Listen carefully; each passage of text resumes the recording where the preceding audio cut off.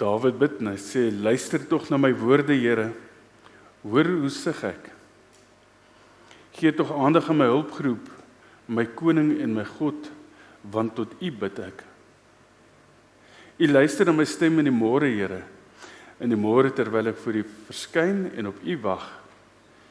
U is nie 'n God wat onreg verdra nie, die kwaad het by U geen plek nie. Hooghartigers durf nie voor U kom nie. U haat almal wat onreg doen. U roei alle leenaars uit, en die Here verafskiet moordenaars en bedrieërs.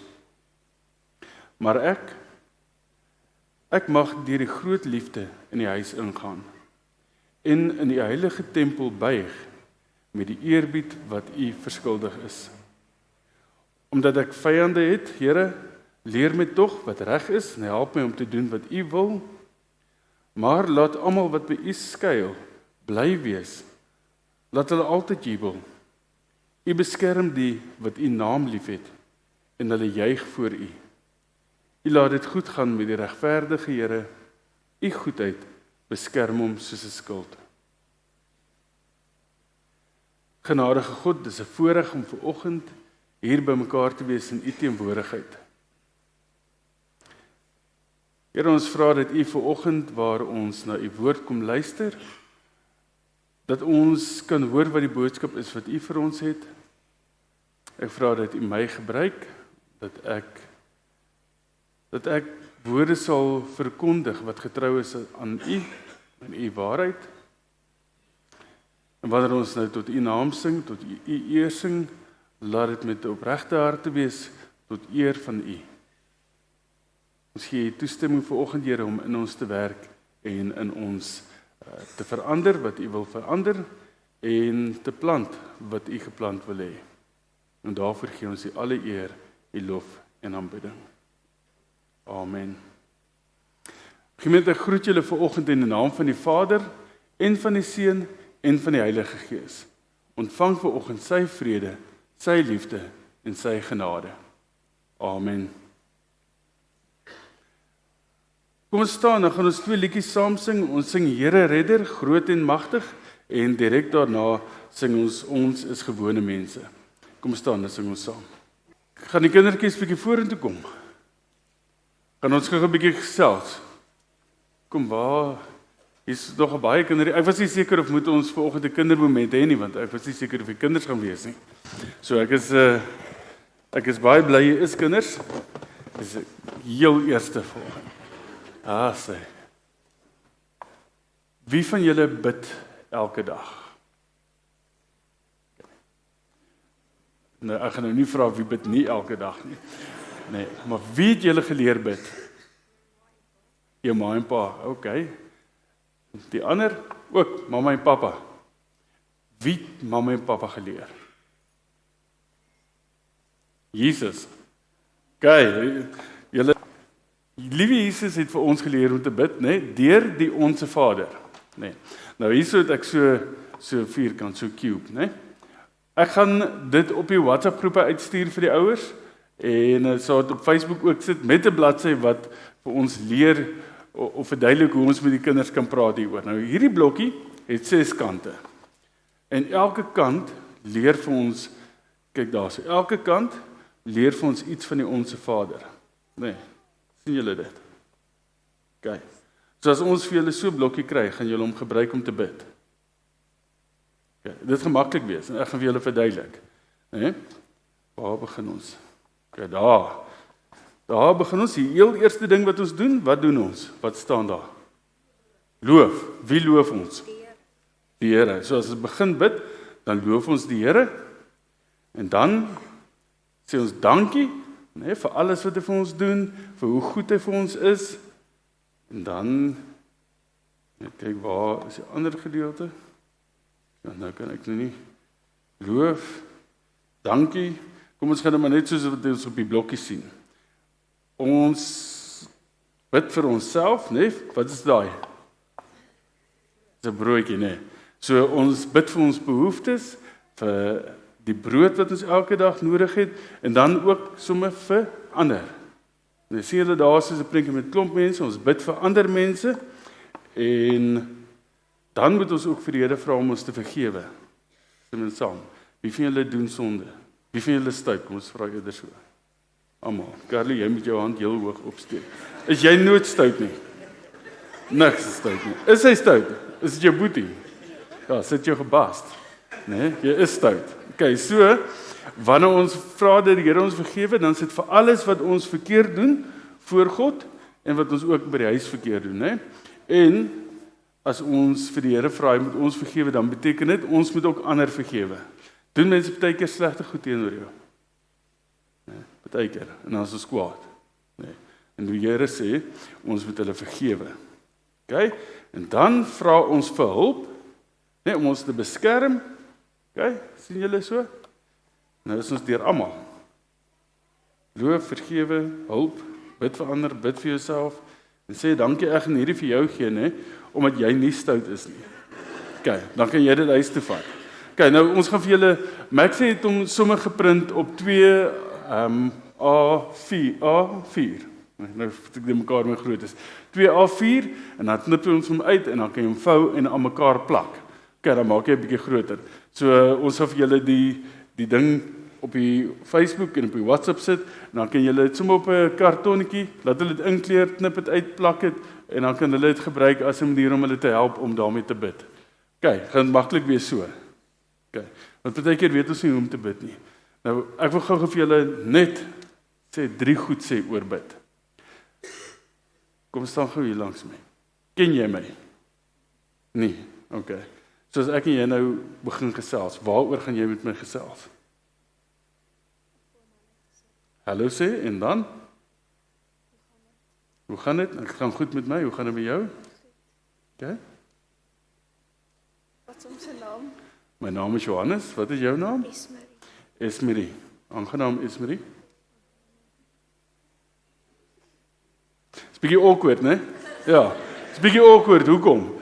Want ons ken mekaar nie. Nee. En so werk gebed ook, né? As ons nie met die Here praat nie, dan weet ons nie hoe om met die Here te praat nie. Dan raak dit bietjie moeilik, né? So hoe gaan ons leer bid? Deur te bid, né? Hoe meer ek en jy gesels, hoe meer gaan ons mekaar ken, hoe makliker raak dit, né? En dis dieselfde met gebed. Okay, so as jy wil leer bid, moet jy bid. En hoe meer ons met die Here praat, hoe meer ons hom ken, hoe makliker raak dit om te bid. Okay, nou weet julle wat? Liewe Jesus wil hê jy moet bid. Hy wil hê jy moet met hom praat, hy wil hê jy moet hom ken en hy wil jou ken. Okay. Nou moet jy baie slim wees om te bid. Nee. Kan jy bid net soos wat jy is? Okay. Nee, so jy hoef niks te weet en daar's nie 'n resep nie, daar's nie 'n geheim nie. Nee? Jy kan met die Here praat soos wat jy met jou ma en jou pa praat. Okay. Niks moeilik nie. Is dit moeilik? Nee. Okay. Kom ons staan so naby mekaar en dan gaan ons sommer gou bid. Wil iemand bid? Nee. Okay. Dis goed. Julle sê so. Kom staan maar hier so by my. Kom ons sit jou arms so om mekaar. So. Okay. Kom staan maar hier so. Kom ons gaan ons gou saam bid. Okay. Vader, baie dankie dat ons so by U kan kom, waar ons kan weet dat U is ons God, wat vir ons baie lief is, wat met elkeen van ons 'n verhouding wil hê.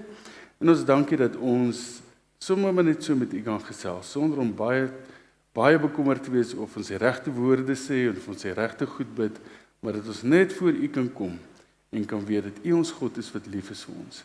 En ons is ook lief vir U. Wil U elkeen van hierdie kinders leer, hoe is dit en hoe dit om met U te praat, en hoe om 'n lewe van gebed te leef, sodat dit later vir ons tweede natuur kan wees. En mag dit dan ook U naam verheerlik. Amen. Hoor ek het vergeet om vir julle sweets te bring vandag. Okay. So gaan ek volgende week vir julle bring. Sien iemand wat verjaar hierdie week? Nee. Okay. Julle kan maar by julle maal gaan sit. Ek sal volgende week vir julle sweets bring, hoor. Dankie Esmerie. Jy moet daar by mamma gaan sit. Nou kyk gou in Matteus 6, as ons nou hierdie teksgedeelte lees, ek gaan lees uit die 2020 vertaling. Wie het die 83 vertaling? Daar agter. Okay. Ek dink dis maar die meer algemene vertaling wat ons in eredienste lees, maar daar's 'n rede dat ek nou gaan lees in die 2020 vertaling. En dit gaan julle sien daar by die laaste vers, as ons die gebed gelees het, gaan daar in die laaste vers iets wees. Ek wil julle moet gou net daarna kyk.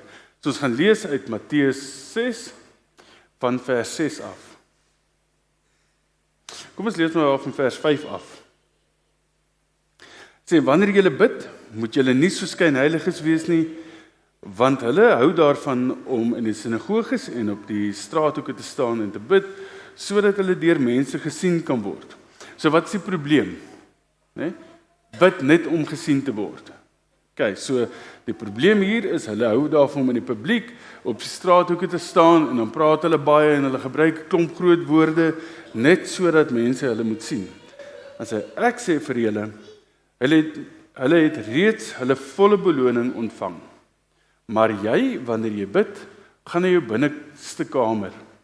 Maak die deur toe en bid tot jou Vader wat in verborgenheid is, en jou Vader wat in die verborgenheid sien, sal jou beloon. En wanneer jy bid, moet jy nie soos die heidene 'n stortvloedwoorde gebruik nie, want hulle dink dat hulle op grond van hulle baie woorde verhoor sal word. Moenie soos hulle wees nie, want jou Vader weet wat jy nodig het, voordat jy hom vra. So moet jy dan bid. Ons Vader wat in die hemel is, laat u naam geheilig word. Laat u koninkryk kom, en laat u wil geskied, soos in die hemel, so ook op die aarde. Gee ons vandag ons daaglikse brood, en vergeef ons skulde, soos ons ook die vergewe wat teen ons skuldig staan. En bring ons nie in versoeking nie, maar verlos ons van die bose, want aan u behoort die koninkryk en die krag en die heerlikheid tot in ewigheid. Amen. Het julle gesien op die laaste vers wat is fout? Wie het dit opgetel? OK. Ons gaan hou dit net so in julle agterkop, ons gaan nou daaroor gesels. OK. Nou toe ek gevra het vir die kindertjies om te bid, toe ons nou klaar gepraat het ek eintlik gehoop dat niemand van hulle kan sien nie, want om voor mense te bid is nogal intimiderend. Nee, wie is gemaklik daarmee? Ek het vanoggend is die erediens wat gaan eintlik oor gebed, né? So dit gaan oor om saam te bid en om voor mense te bid, en ek het daarom nou gereël met mense vooraf, want ek weet hoe is dit as jy nou soms so vra in die gehoor, sal iemand vir ons kom bid, dan is mense bietjie versigtig om dit te doen. Ons is nie baie gemaklik daarmee nie. En ons weet dit, en dis nie net hier in Hartswater gemeente nie, ek was nou al in 'n paar gemeentes en dit is maar oral dieselfde. Ons het op 'n stadium 'n weeklikse gebedsbijeenkoms gehad. En die eerste week toe daag 'n klomp mense op. Nou daar's nie 'n plan nie, daar's niks, daar's nie 'n lesing nie, dis net ons kom bymekaar en ons bid. En toe sien ons dat oor die volgende paar weke raak die groep minder en minder en minder, tot daar uiteindelik net so 2 of 3 oor was. Toe begin ons 'n bietjie vra, maar hoekom? Wat is fout? Hoekom wil mense nie kom nie? En dit kom toe uit dat mense, wanneer hulle by hierdie gebedsbijeenkomste is, dan moet hulle nou bid vir ander. En as hulle nie bid nie, dan voel hulle asof daar iets fout is, en hulle voel dat ander mense wonder, hoekom bid hulle nie? En as hulle bid, dan weet hulle nie, bid hulle reg nie. So, dit is nogal 'n ding wat ons aan moet dink en oor moet praat, oor daai gevoel van net nou bid ek nie reg nie, wanneer ander mense nou by ons is, of as ek nou voor ander mense moet bid. Nou in die week het ek op 'n videoetjie gemaak, wat ons nou vir julle uitgestuur het, nou weet ek wat gaan hier aan nie, wat ons vir julle uitgestuur het, en daarin vertel ek van hierdie man wat sê dat om te bid is soos om in 'n tuin in te stap. Nou as jy lanklaas gebid het of nie bid nie, dan is dit soos hierdie toegegroeide tuin. Daar's takke en bome en onkruid en daar's klippe en dalk 'n stomp en wat ook al. En wanneer ek nou begin bid, dan is dit soos om in hierdie tuin te probeer ingaan. Dit is bietjie moeilik.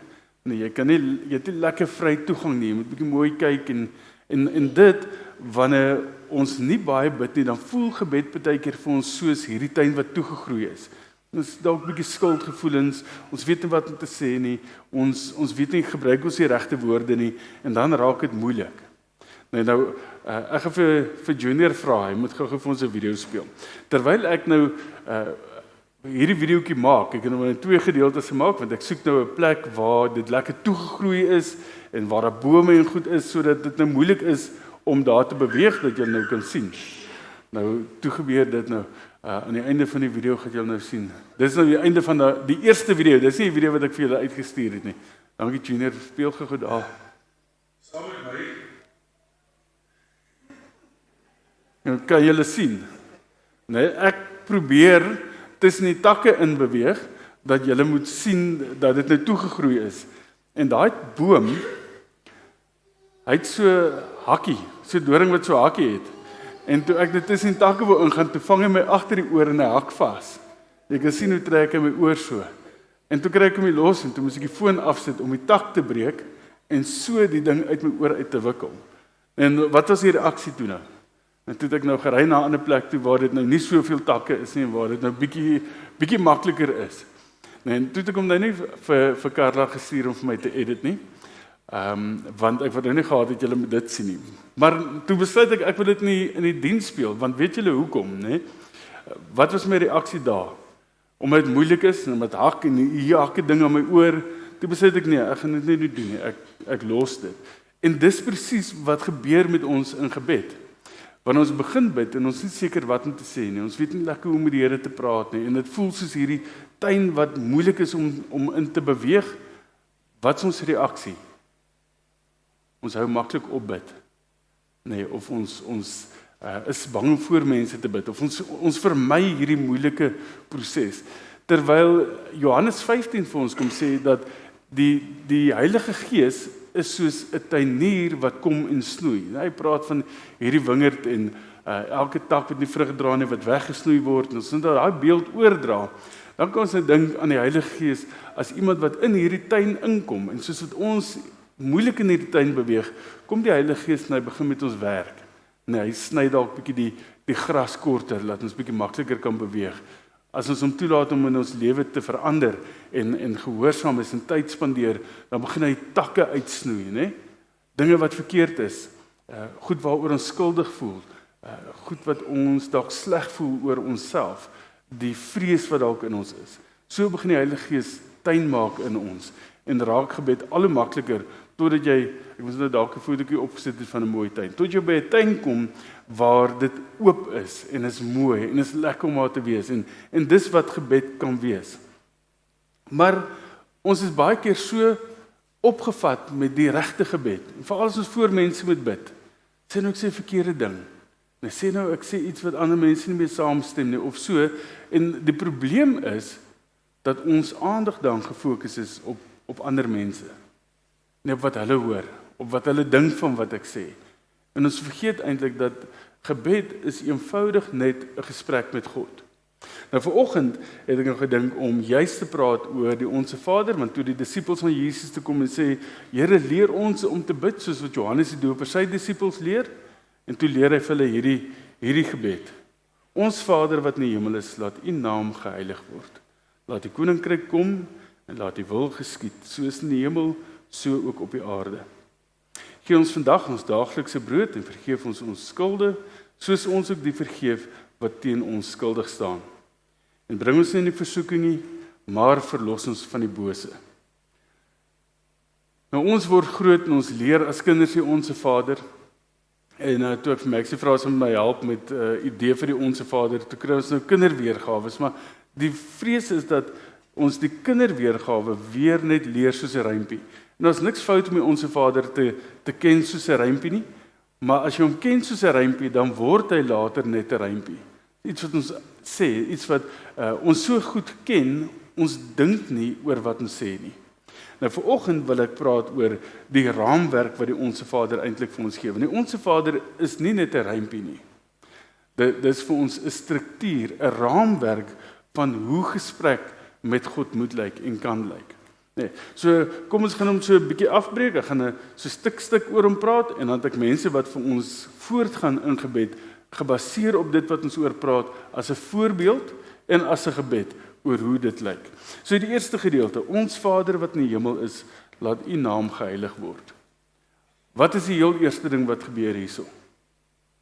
Ons aandag word gefokus op God, nee, ons Vader. Net soos ek begin praat, is my gedagtes op God. Ons moet onthou dat gebed gaan nie in die eerste plek oor my nie. Dit gaan oor God. Want gebed is aanbidding. En wanneer kom tot gebed, is dit om God se naam te verheerlik. Dis die heel grootste aspek van die Onse Vader, is om vir God te vertel wat ons glo. Hoe wonderlik hy is. Ons oortuiging van hom as die lewende God, as almagtige ewige God. So daar in die eerste plek ons aandag wat gefokus is op God, en in die tweede plek om sy lof te verkondig, om te sê wie ons glo hy is, om so ons eintlik te verneder voor God. Nie te verneder hoe het ons altyd sê op skool, jy het jou naam met 'n plank geslaan, nie? Dis nie die gedagte dat ek my humiliate voor God nie, maar dat ek kom en erken dat ek is 'n nederige mens. Ons het nou daai lied gesing, ons is Junior, wil jy nie vir my net hierdie screen afval van my gesig? Dankie, hy pla my so 'n bietjie om vir my die hele tyd te sien. Om te weet oor wie gaan dit? Dit gaan oor die eer van God. Nou ek het vir Andries gevra om vir ons 'n gebed te doen oor hierdie aspek. Waar is Andries? Dankie Andries. Ek weet nie, wil jy daar staan of wil jy vorentoe kom? Andries gaan vir ons hierdie gebed bid en dit is 'n voorbeeld van hoe so 'n gebed kan lyk. So ek wil hê luister na die gebed en luister na wat gesê word. Kom ons sit net so, maak 'n studie oor. Ons Vader wat in die hemel is, U is heilig en hoog bo alles. U naam is vol majesteit en liefde. Daar is niemand soos U nie. Leer ons om U naam te eer in alles wat ons sê en doen. Laat ons lewens 'n getuienis wees van U goedheid, sodat mense deur ons U grootheid kan sien. U is ons Vader, naby, getrou en vol genade. Ons gebid U heilige naam, nou en vir ewig. Amen. Nou, partykeer dan wonder ons, maar wat sê ek? Hoe kan ek vir God sê hoe goed hy is en hoe groot hy is? En 'n baie eenvoudige manier is om die psalms te lees en te kyk hoe Dawid, ons het gesien in die foto, net hoe Dawid basies dit doen, vir God vertel hoe wonderlik hy is, hoe almagtig hy is, en deur die psalms te lees, verskaf hy eintlik aan ons woorde om dieselfde te kan doen. Die volgende gedeelte waar ek by stil staan is, laat U koninkryk kom, laat U wil geskied, soos in die hemel, so ook op die aarde. Nou, die eerste woord waarby ek wil stil staan is koninkryk, en koninkryk is vir my belangrik, want dit sê iets van die manier wat God werk, die manier wat hy met ons as mense ook werk. Nou, ons moet onthou dat God, ek is nou nie seker wat die Afrikaans is, countercultural, nee, kontrakultuur, is dit die regte manier, nee? Dat God nie dieselfde is as wat ons kultuur baie keer is nie. As wat die manier wat ons praat en wat ons dink, die manier van die wêreld is nie. So in gebed, dan fokus ek my gedagtes weg van die manier wat ons dinge gewoonlik doen, die manier wat ons gewoonlik sou optree. En ek gaan vra die Here om vir my te wys hoe wil hy moet optree? Wat is dit wat hy wil hê ons moet doen? Om ons oë van die wêreld en wêreldse dinge af te haal en ons oë te fokus op God. En dan kom hy by die wil van God. En dit is amper dieselfde as om ons oë van die wêreld af te haal. Hierso al ons eintlik net 'n bietjie meer ons oë van ons af, nê. Wat is belangrik? Die wil van God. Nie my wil nie, nê. Ons gebed is nie 'n wenslys en ons gebruik dit baie keer is die sentrale punt van ons gebed is om voor die Here te kom met 'n klomp requests en 'n klomp vrae en doen dit en gee dit en voorsien dit, terwyl die gebed wat Jesus vir ons gee, gaan oor God, oor wie hy is. Dit gaan oor God se wil, dit gaan oor die koninkryk van God. Dit is die grootste element hierin is dit. Nou, wanneer ek soek na God se wil, dan is dit waar ek myself bring in hierdie oorgroeide tuin en ek vra vir die tuinier, kom en maak bietjie skoon. Kom maak skoon in my lewe. Wys bietjie wat is daar in my wat nie volgens die wil van God is nie. Wat is daar in my wat nie volgens die koninkryk van God is nie. Dis waaroor gebed gaan, nee, om God die plek te gee in ons lewens wat hy behoort te hê. Nou as 'n voorbeeld hiervoor gaan ek vir Alfred vra om vir ons voor te gaan in gebed.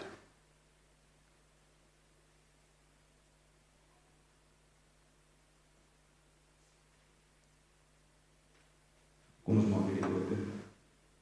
Here ons Vader, laat die koninkryk kom, nie net in die wêreld daar buite nie, maar in ons harte, in ons huise en in ons gemeentes. Laat die wil geskied, selfs wanneer ons eie planne anders lyk. Leer ons om u pad te kies vir ons eie en om u geloof te volg waar u lei. Soos u wil kom maak geskied in die hemel, laat dit ook waar word hier op aarde, in ons woorde, in ons dade en in elke daad van liefde en geregtigheid. Mag u heers leer en mag ons lewens in weerspiegeling wees aan u koninkryk. Amen. So ons sien nou die 2 punte, seker nou 4 al, né? Ons Vader wat in die hemel is, laat u naam geheilig word, laat u koninkryk kom, laat u wil geskied. En dan kom ons eers by die gedeelte wat ons gewoonlik op fokus. Gee ons vandag ons daaglikse brood. Jesus het nie ontken dat ons kan bid en vra vir ons eie behoeftes nie, hè? Miskien nog ons eie begeertes ook, maar kyk bietjie die prioriteit, as jy kyk na die prioriteitslys, waar kom dit op die lys? Dis nie die primêre ding waaroor die gebed gaan nie. Die primêre ding is God. Seker nie, ekskuus as ek sê ding, julle weet hoe ek dit bedoel, nee. Die primêre aspek van gebed is God en sy eer, sy wil en dan eers ons wil. As ons wil en ons begeertes sommer net daar van die begin af sit, dan kan ons maklik perspektief verloor van waaroor dit gaan. Dan is dit bietjie moeiliker om my wil ondergeskik aan God se wil te bring, né?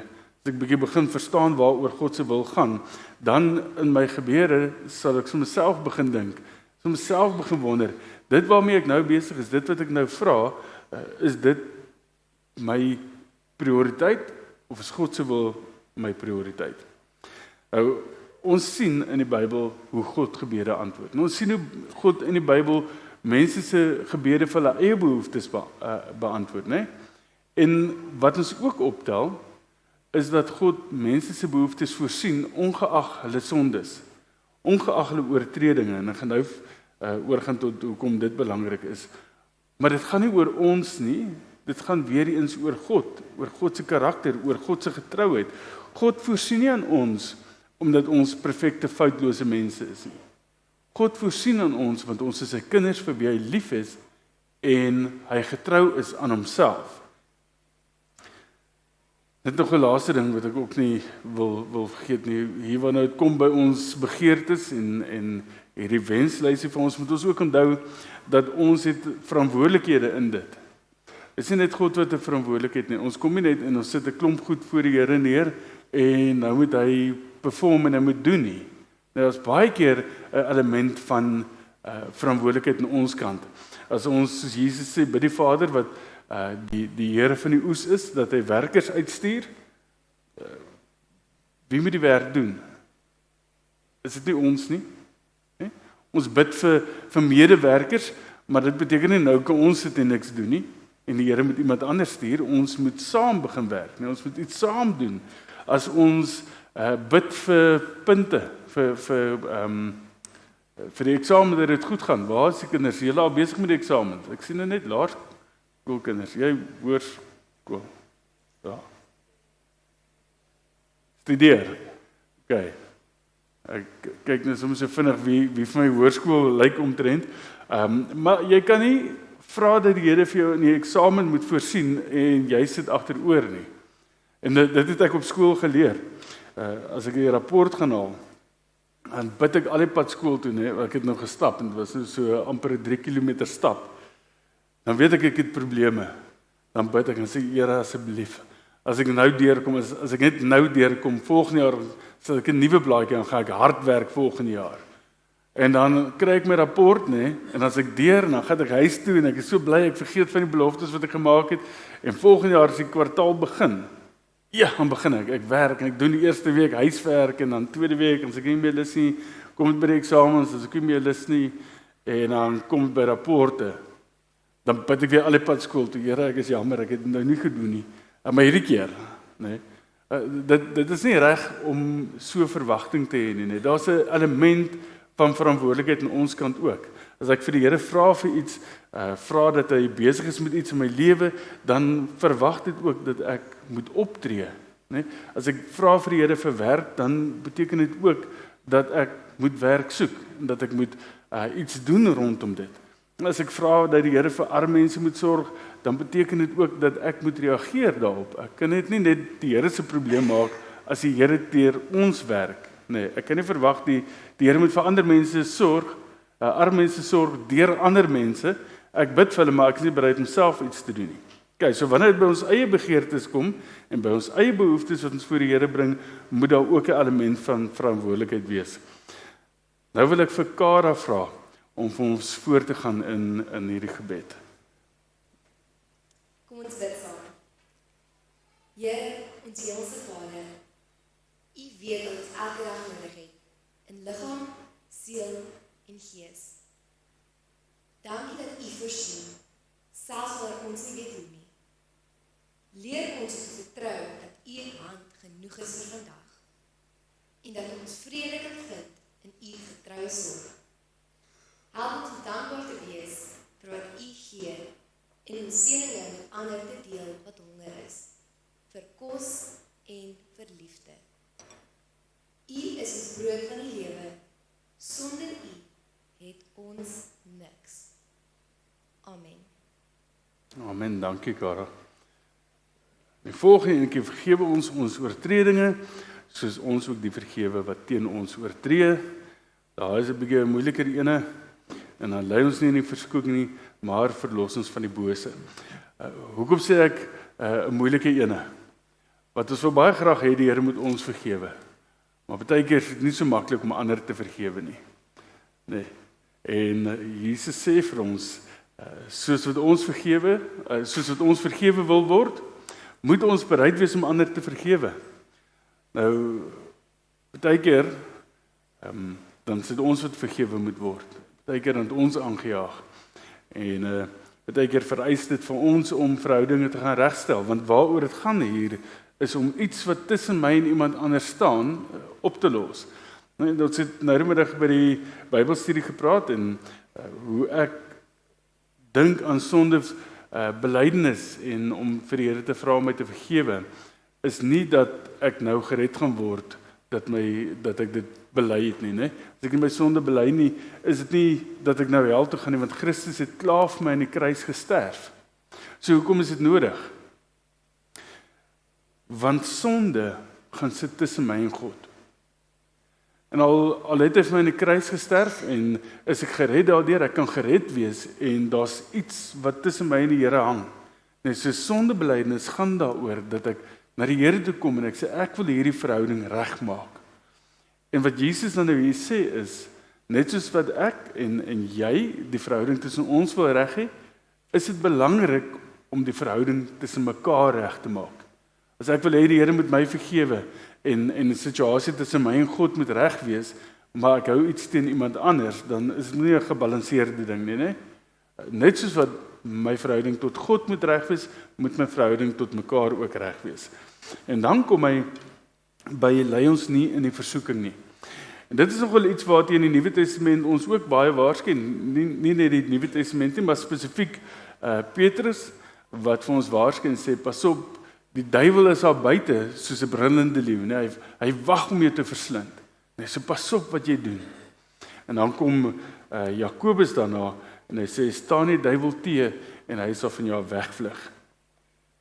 Baie keer is die wil om die duiwel te staan ook maar nie daar nie. Nee. Hoekom is sonde so gewild? Kom ons sê dit maar so. Nee, want sonde is iets wat vir ons plesier gee, nee. Dis iets wat ons doen, want ons hou daarvan.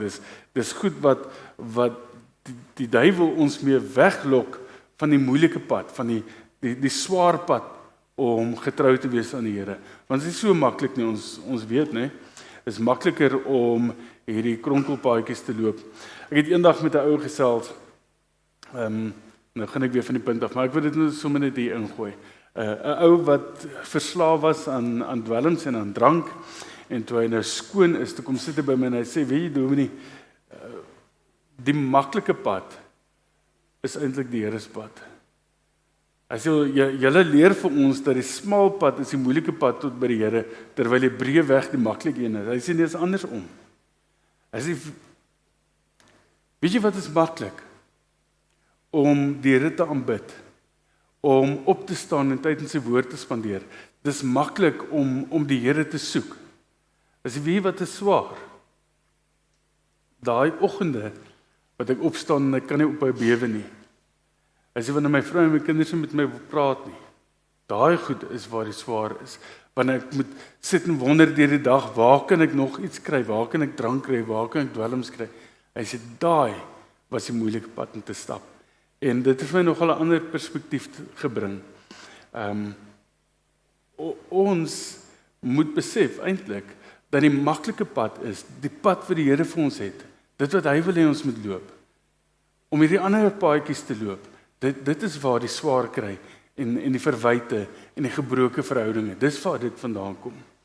Nou ek wil vir Debbie vra om vir ons voor te gaan in gebed wanneer sy vir ons bid oor vergifnis en oor versoeking.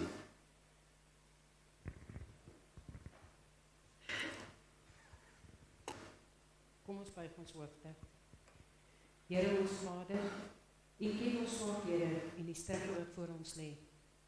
Bewaar ons, Here, dat ons nie sal val in versoeking nie. Gee ons die wysheid om die pad van gehoorsaamheid te kies en die krag om nee te sê wanneer die bose lok. Verlos ons van alles wat ons van U af wil wegtrek, van gedagtes, woorde en dade wat die duisternis soek. Omvou ons met U beskerming en vul ons harte met U lig en waarheid, sodat ons elke dag kan leef as kinders van U koninkryk. In Jesus se naam bid ons dit. Amen. Amen. En dan net daarna, dan gaan ek weer oor tot eer aan die Here, want aan U behoort die koninkryk en die krag en die heerlikheid tot in ewigheid. So hy bring ons gedagtes weer waar hy begin het op God, bring hy weer terug na God. Maar nou het ek vir julle gevra, julle moet nou kyk, wat mis julle?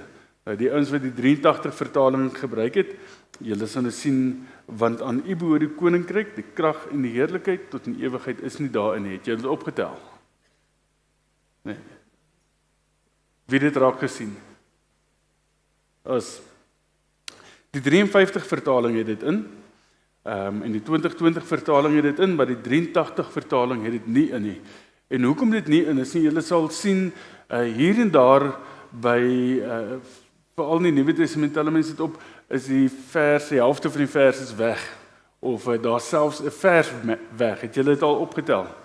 Nou die ouens wat so hou van die conspiracies, hulle gaan vertel nou vir ons, nee, die kerk steek goed weg. Nee, like om te sê die dominees, ons wil nie mense met die Here ken nie, so ons haal goed uit die Bybel uit. En as hulle nou kom by goed wat nou weer in is, dan sê hulle, hierdie dominees en hierdie kerke kom met hulle eie agenda, hulle kom sit nou goed in daar wat nie in was nie. Nee? Maar nou as jy nou gaan kyk, die 53 vertaling het manuskripte gebruik wat bietjie later geskryf is, waar die 83 vertaling van die vroeër manuskripte gebruik het. Nou, en ek wil dit net noem dat julle kan weet hoekom hierdie goed in die Bybels voorkom. Nou partykeer in die ouer manuskripte stop hy hier by verlossings van die bose. Dan is daar ander manuskripte gekry wat later gedateer is en hulle het hierdie gedeelte by. By die 83 vertaling, die vertalers het besluit, kom ons werk op die ouer manuskripte wat dit nie ingehaat het nie, so ons sê dit nie in nie. Die 53 en die 2020 het gesê, kom ons gebruik die latere manuskripte wat dit wel in het. Okay, nou maak dit iets verkeerd? Nee, ek dink nie so nie. Ek dink anders as wat ons vandag sien met die plagiaat en al daai goed, jy mag nie bysit nie, jy mag nie uithaal nie. In die antieke wêreld was dit nie so nie. So waar hulle hierdie gebed gehad het, daar was dalk 'n tradisie wat bietjie verder gaan het of gesê het, maar dis nog bygesit en soos wat dit oorgeskryf is, het hulle dit nou maar net ingebring. En dit is nog steeds gesien as gesaghebbend. So daar's nie 'n probleem daarmee nie. En die enigste rede hoekom ek dit vir julle uitlig, is sodat jy net kan sien, alhoewel dit in party vertalings nie is nie en wel in ander vertalings, daar's nie iets wat weggesteek word of weggevat word of iets wat net ingesit word. En daar's 'n rede daarvoor. En dit hang hoofsaaklik af van die manuskripte wat gebruik word. So Jesus eindig dan hierdie gedeelte weer by want aan u behoort die koninkryk en die krag en die heerlikheid. So hy eindig weer met eer aan die Here. Nou wil ek julle uitnooi, net sien waar is die tyd. Uitnooi om net so vinnig by jouself te dink. Hoe lyk jou gebedslewe? Is dit net 'n wenslysie? Spandeer jy tyd in gebed? Wat sou die rede wees daarvoor? As ons hierdie Onse Vader gebruik, dan kan ons dit gebruik soos 'n raamwerk en nie soos 'n rympie nie. Ons kan ons eie kreatiwiteit, ons eie denke oor God, ons eie mens wie ons is, nee, elkeen van ons is anders, ons dink anders oor God, ons het ander behoeftes, ons druk onsself anders uit. En God gee eintlik vir ons die vryheid om te kom bid net soos wat ons is. Te kom voor hom net soos ons is, geen voorgee, geen pretensie. Ek kan voor God kom, want hy ken al my geheime. Hy weet wat my sondes is, so ek kan dit maar net sowel bely voor hom. Nee, ek kan met hom praat oor my behoeftes, want hy weet wat my behoeftes is. En daar's nie 'n resep van die manier wat jy moet bid nie. Nee, ek kan met God praat net soos wat ek is. Daar's nie 'n resep nie. Daar's 'n boek, The Purpose and Power of Prayer van T.D. Jakes. Ek dink dit was hy van Miles Monroe, T.D. Jakes en Miles Monroe. En hy het vir ons 'n gebed uitgeskryf soos 'n resep. Jy doen dit, dan dit, dan dit.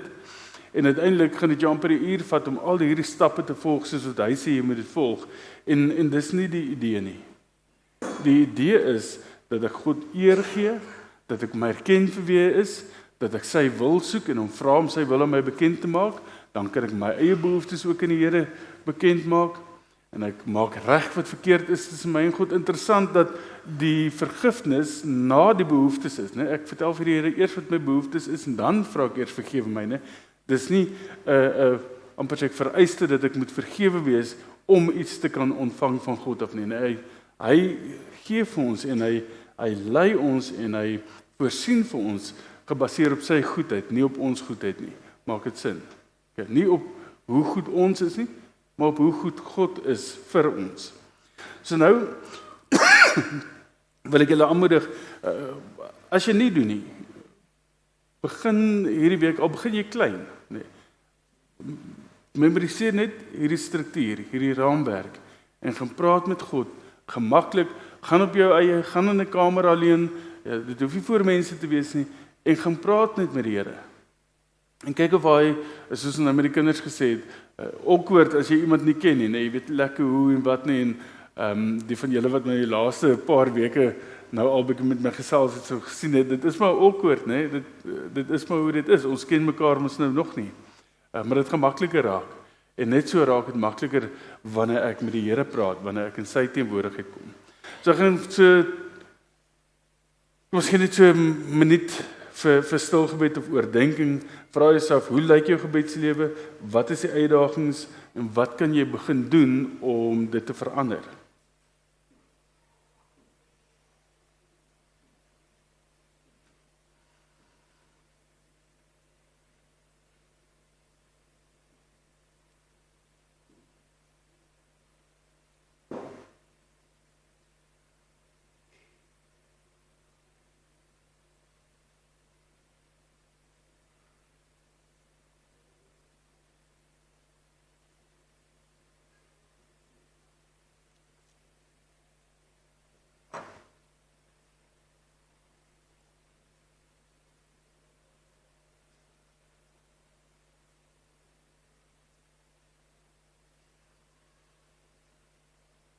Genadige God, ons kom vanoggend voor U en ons erken U as die lewende God. Ons erken U as die bron van ons lewe en dat sonder U kan ons nie bestaan nie. Ons kan nie leef sonder U nie. En ons wil kom vra dat U vir ons sal help om U wil te verstaan, om U wil en weë te volg. En ons nie ons eie planne en gedagtes nie, maar dit wat U wil, gee ons insig en wysheid om volgens U wil op te tree. Ons wil vra Here dat U vir ons voorsien in ons daaglikse behoeftes. Nie net in ons nie, maar ook ander wat hier is. En dat ons behoeftes nie altyd ons topprioriteit sal wees nie, maar dat ons ook die ander se nood sal raak sien. En dat ons sal onthou dat ons behoeftes is ondergeskik aan U wil. Ons vra dat U ons sal help om verhoudinge met mekaar reg te maak, om ons verhouding met U reg te maak, om U geregtigheid en eer te soek. En daar waar ons dalk teen ander oortree, dat ons ook daarvan sal bewus wees en so ook daai verhoudinge regstel. En jammer sê waar ons moet jammer sê. En dan bid ons dat U ons sal beskerm teen versoeking, teen bose dinge, bose kringlope, beskerm ons waar ons op dun ys beweeg dalk, met substance of met enige gedrag wat ons weet ons nie aan onsself moet blootstel of ander moet blootstel nie. Beskerm ons ook daar en beskerm ons kinders ook teen hierdie goede wat in die wêreld rondom ons aangaan. En mag ons op so 'n manier leef dat dit U altyd verheerlik, want ons weet dat U is die ewige God. Dat U al die eer en die lof en die aanbidding moet kry. En help ons om dit vir U te gee. Help ons om U te eer in alles wat ons doen.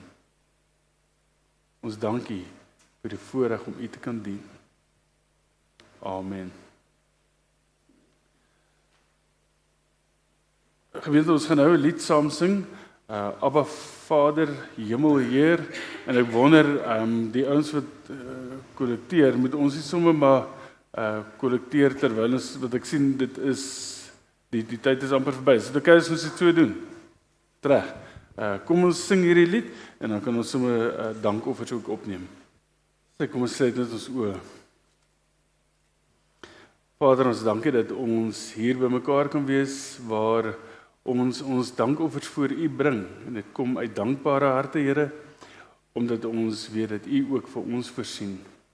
Ons bring dit omdat ons dankbaar is, en nie omdat ons U goedheid wil koop nie, maar omdat U goed is vir ons, bring ons dit om te deel met ander, en om die koninkryk mee te bou. Ons vra ook dan die gemeente en die persone wat met die finansies werk, dat U vir hulle die wysheid en die insig sal gee, dit waar U dit voorbestem het. En mag ons daardeur ook as 'n gemeente U naam verheerlik. Amen. Gemeente, mag julle hierdie week ingaan en hou die Onse Vader in gedagte.